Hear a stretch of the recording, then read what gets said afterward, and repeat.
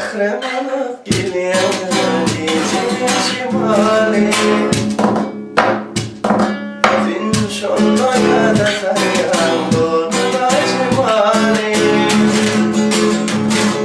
Mehrem alıp geliyor gecenin şimali Fin şondoya da sarıyan doğduğuna şimali Sinni gülüm gülüm gülüm bilbilin ki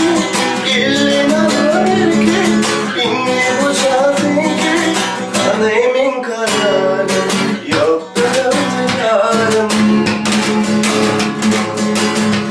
Gillin alır ki götürmek canım Kademin kararı